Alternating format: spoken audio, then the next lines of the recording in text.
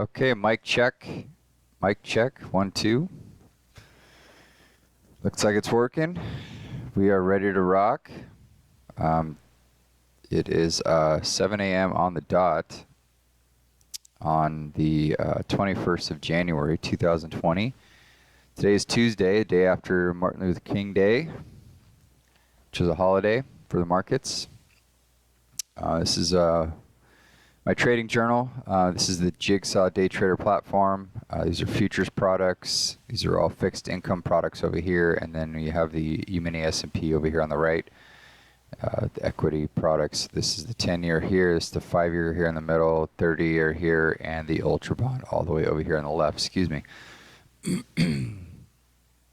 So looking at the overnight, there's absolutely nothing on the calendar. 0 announcements. There's a 3-month auction and a 6-month auction, but I haven't seen those really impact the markets all that much.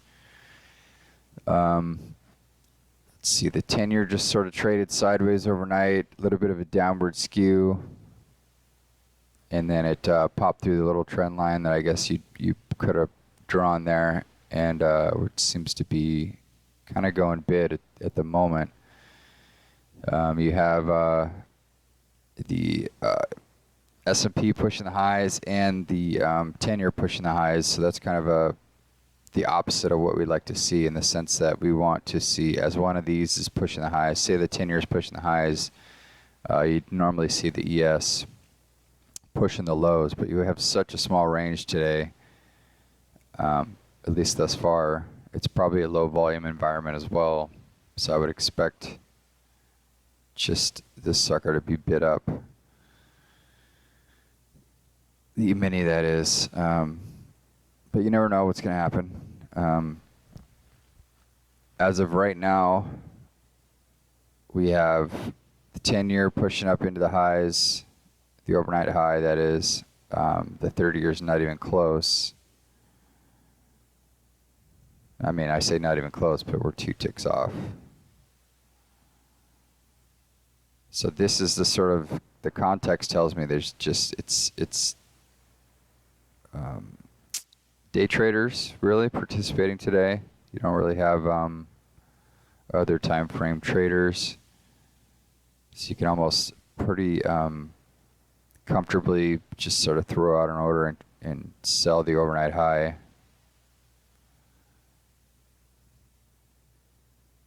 If you just want to take a shot.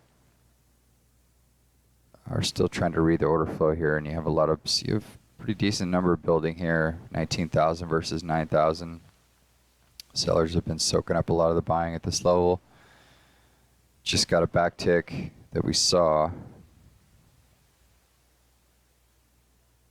So it might be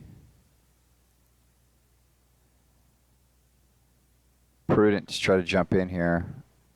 I prefer to have it at 15.5.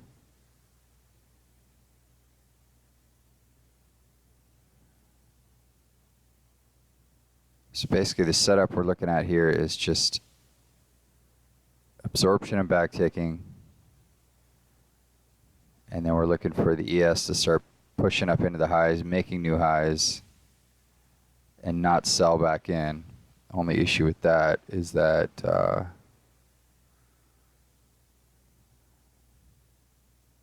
it's kind of weak pretty much during the overnight session.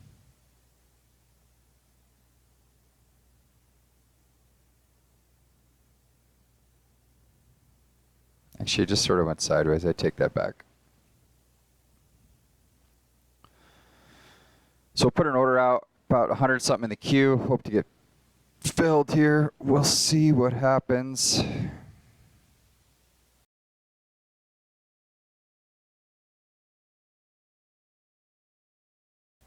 Okay, looks like we got filled. See if my hypothesis works itself out. Well, wasn't too worried until right about now. Getting 0 pushback on this right here. And there's pretty decent size on the bid coming up. This is kind of right here is where we need to make a stand.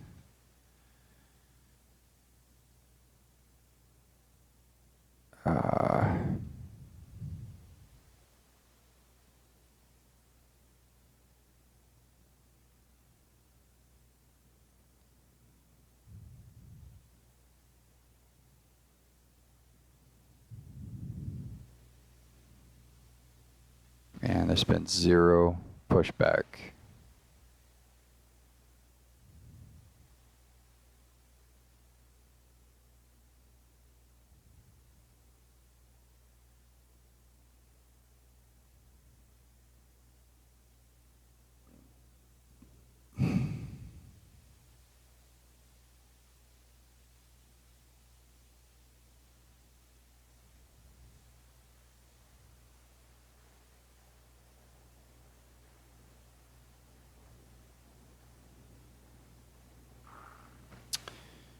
Yep.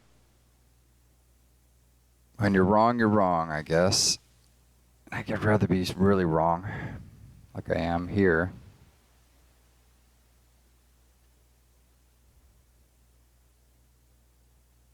Rather be really wrong than just kind of wrong. If you're going to lose, I think it's best to lose, just get creamed, as opposed to just having to sit here and go back and forth with yourself and decide if you're going to try to scratch or how to manage the trade. It's best to just lose it and just get murdered.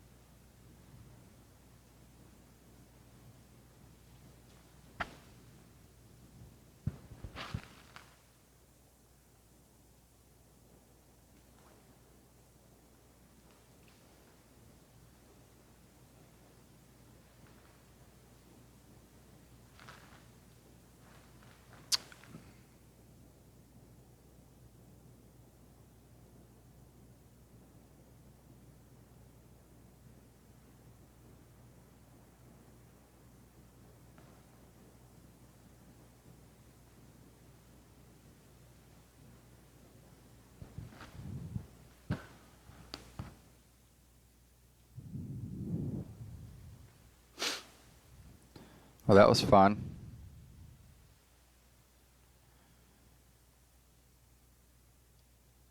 Might come over here and might look at a fade trade in the 10-year, or the 30-year, excuse me. It's kind of the next best option at this point.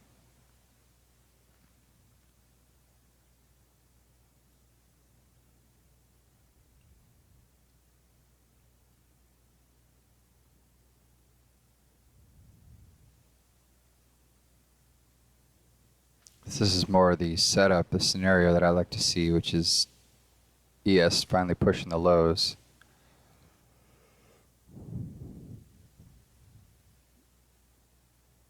And these other products pushing the highs.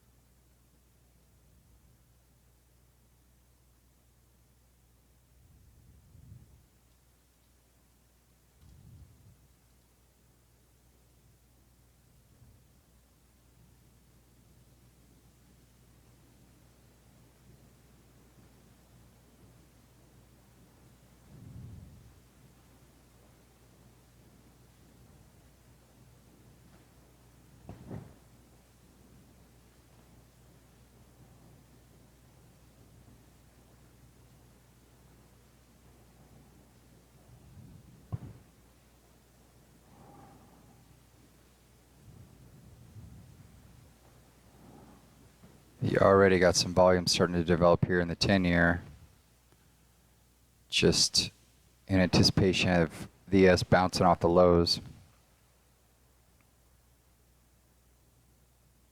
Only issue I see with that is that most likely going to see some resistance down here at the overnight high, or some support, I should say. And so that's your profit potential is what, 3 ticks? And then you have a 3 tick, probably 2 tick risk, 3 tick at least. 2 tick, I guess.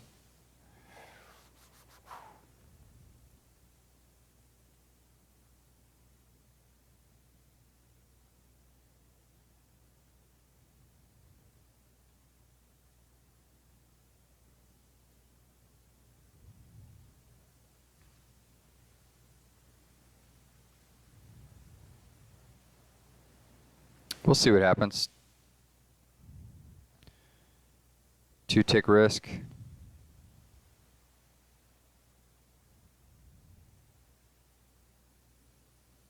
I just think that in this low volume environment,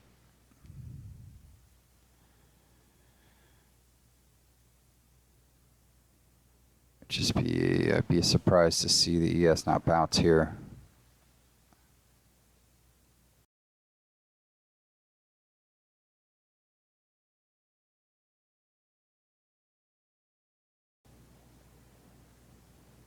Okay, we're getting that push in the ES that we were looking for.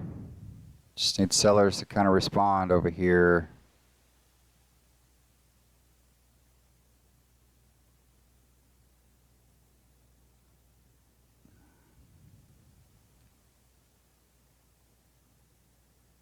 So far, it's like a one-way street. I don't do well in these kind of markets.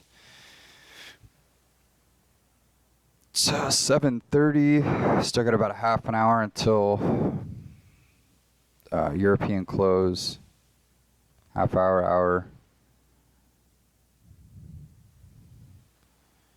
I think my forte is just trying to find a slower market and let it settle. Either 30 or 10-year, let it settle into a range and just trade that range.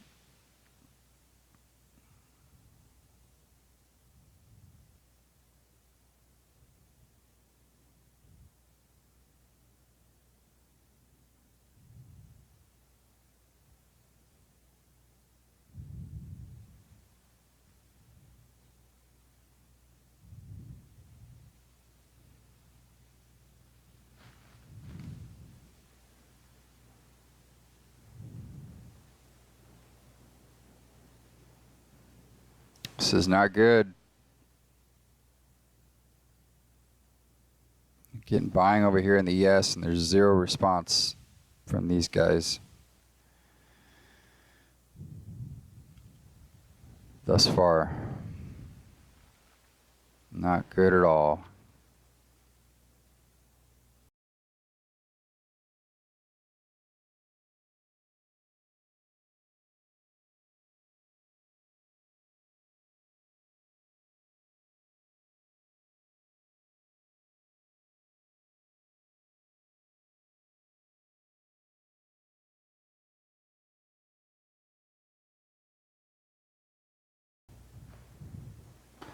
Well, we were getting some pushback here at 17.5, but it looks like that kind of went away. So we're probably going to take another loss on this guy. I think I'll hold off until after the turn at 8 o'clock, 8:30, see what develops there.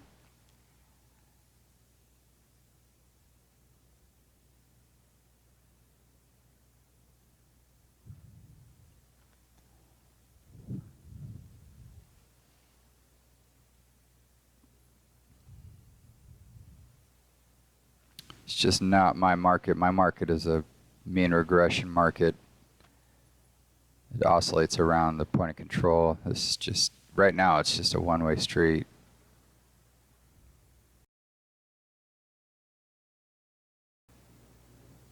Okay, stopped out. And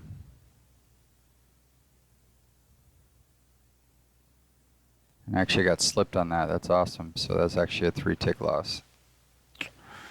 That's the danger of having that stop loss in there with the. Anyway, whatever. Trying to regroup. I'll be back after 8 o'clock. See what happens at that point.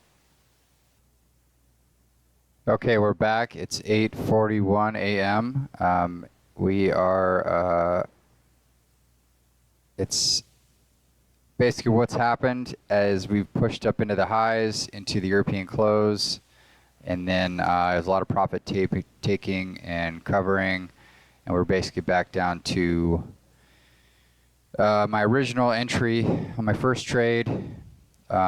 So I was not necessarily wrong, I was just early. And you can see the ES is pushed up through the highs. Exactly like I said, low volume environment just gets bought and bought. So this is obviously the overnight high. The only kind of area of interest at this point would be to buy this up, or any trade setup at this point would be to buy this and expect it to go back up. Not a huge fan of that. In fact, we had this volume start to develop up here at 18.5, and I was contemplating a short here, but I had the two previous losses in the back of my head, to be honest, and it just I talked myself out of it. But that was the trade, basically, to trade this back down in. And that's kind of, I talked about it previously. I just couldn't wait. I was a little bit too impatient. And this is kind of the perils of day trading, right? You set a stop loss and you try not to get 3 ticks out. And if you can't get lucky in these situations where you pull a short here and just kind of let it ride. And it might drop back in, it might not. It might take off on you, and you could lose your ass. So that's just sort of that's the perils, like I said, of trading in an intraday basis. I'm not going to take this. I'm not going to sit here and watch this. The only thing I'm interested in doing right now is trading this back down. So if we get back up to 18.5, I'll go ahead and look to maybe trade this back down into this range, but I'm not going to take this continuation trade. I just don't. I'm going to talk myself out of those as much as possible from now on. Even though it looks like since basically 6 a.m. my time, it's basically been a trend market. It's just not my cup of tea. So that's what I'm looking at this point. And I will, if we do get back up here, I'll pretty much be at my battle station at the screens pretty much all day today. So we'll see what happens. But if we trade this back down, hopefully we can get in and watch this just settle into a range and sort of build out this profile. 10:50 a.m. Pacific time. We just had some news come out that kind of moved markets, and the 10-year pushed through the previous high. But I just have a feeling things are going to kind of go back to normal the way they were prior to news coming out, which is what normally happens. So went ahead and got short here at 18.5. And we'll kind of see what happens.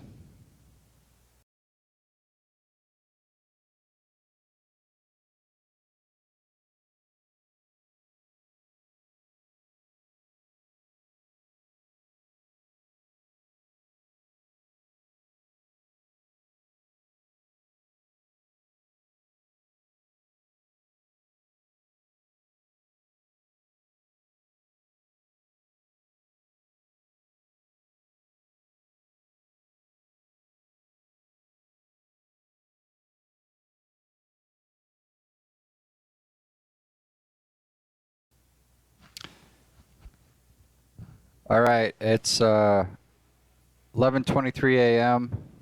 I'm gonna just try to scratch this thing because I gotta get going somewhere. I didn't think I'd be sitting here this long, to be honest. So I'm just gonna scratch this and then we'll close it out.